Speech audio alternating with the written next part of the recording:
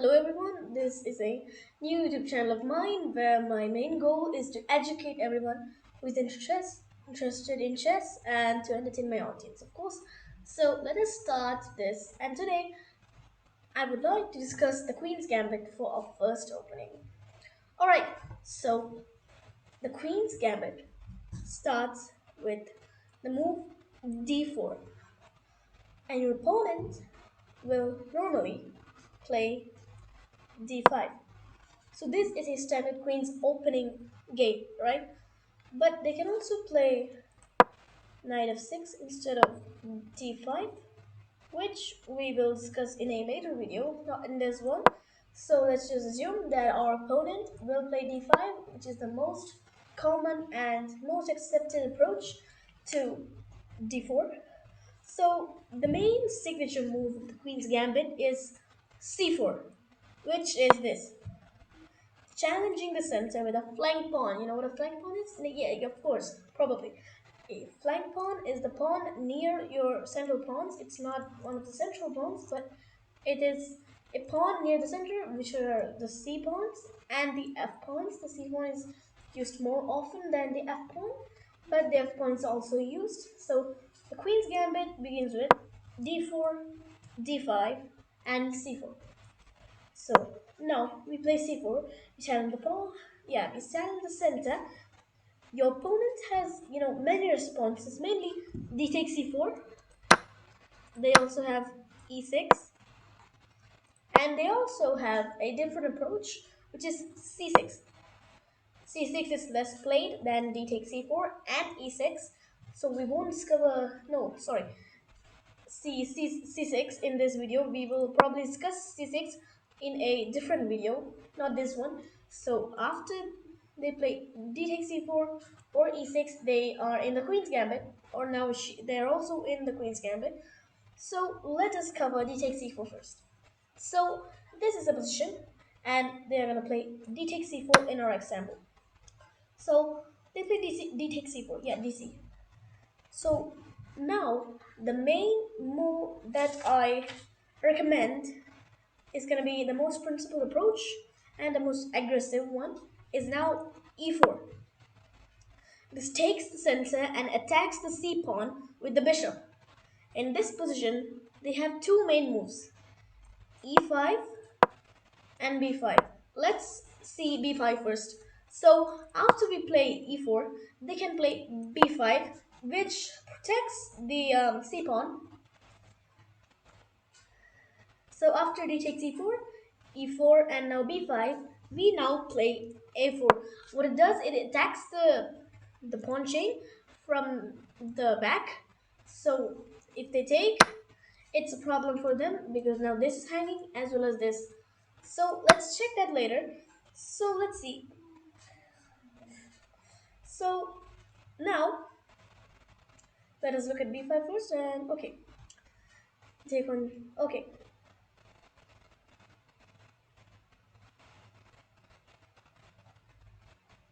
Now after a4, if they take, okay, if they take, we take on c4 actually. We do not take this pawn first because it's more complicated. It also has more complications to us, and this is just better for us in every way possible. Bishop developed.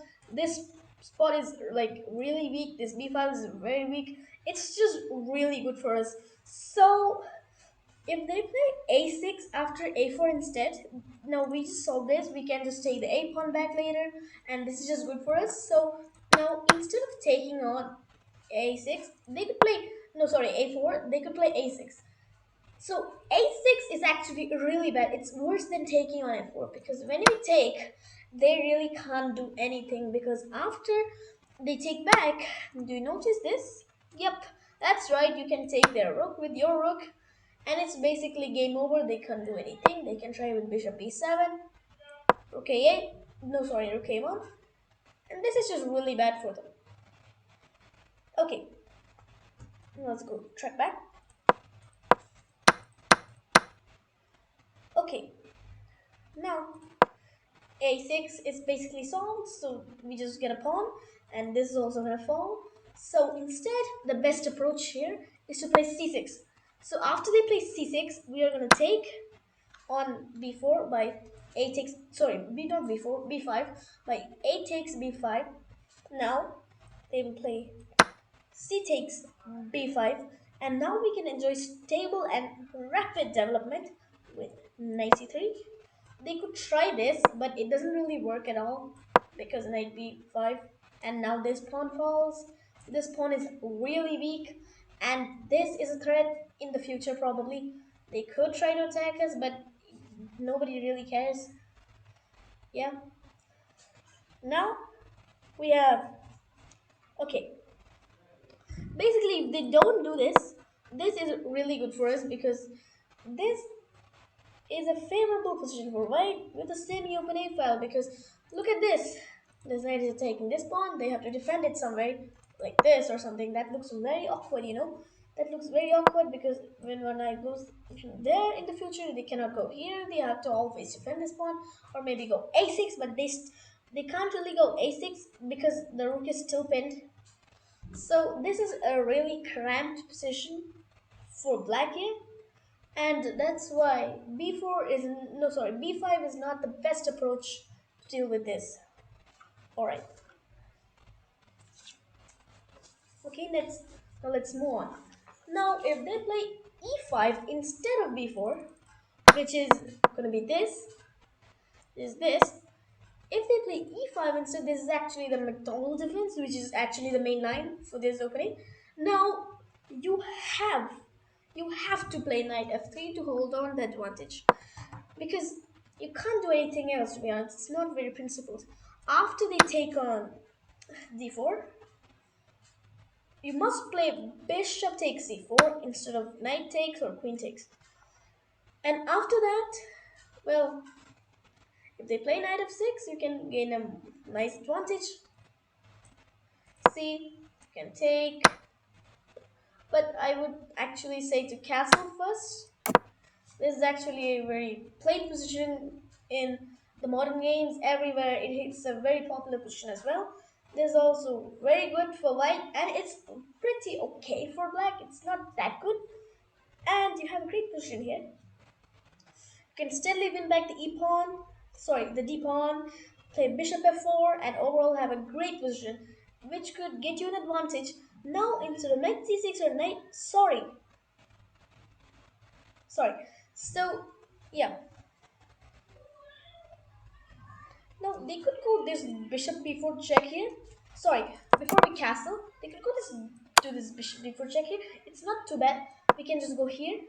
92 is the main move, and it's not too bad right now. We can castle. We can go a3. They can take. We can take, and we are actually really good in this position. There's nothing to worry about in this position. Yes. All right. Now let us backtrack to d4, d5, and c4.